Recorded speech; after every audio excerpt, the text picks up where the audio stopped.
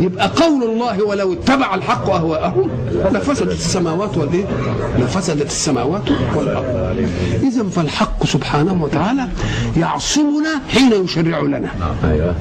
يعصمنا حين يشرع لنا. ويجب ان تتنبهوا ايضا جيدا الى ان الحق سبحانه وتعالى يرغم بواقع الحياة وبأحداثها عند غير المؤمنين أن يضيقوا ذرعا بتقنينات أنفسهم لأنفسهم،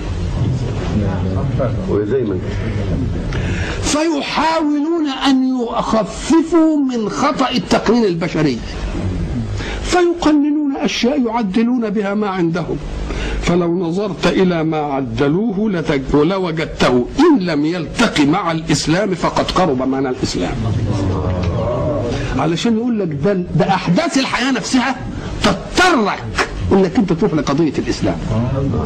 ولذلك أنا سئلت سؤال، احنا في أمريكا، يقول أنتم تقولون إن الله يقول في كتابه ليظهره على الدين كله، ومرة يقول ولو كره ومرة يقول ولو كره الايه؟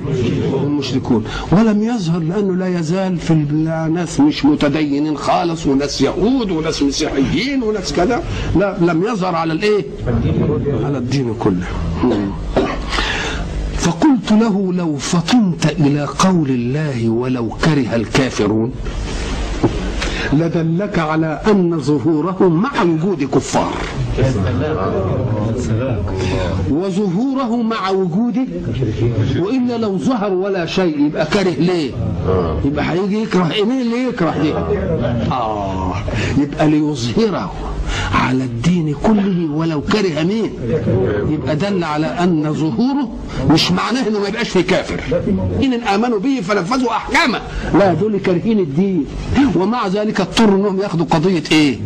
فكأنه لا حل إلا ما ذهب إليه الدين، لا حل إلا ما ذهب إليه، يبقى ليظهره على الدين كله ولو كره الكافرون أو ولو كره المشركون، قوة لنظام الإسلام، مش عشان تؤمن به، مش عشان تضطر أن تلجأ إليه، ولا تحل قضاياك زي ما قلنا في الطلاق في إيطاليا، مش كده؟ كانوا بيعيبوا الطلاق والطلاق والطلاق ويمسكون، وبعد ذلك قننوه ولا ما قننوه؟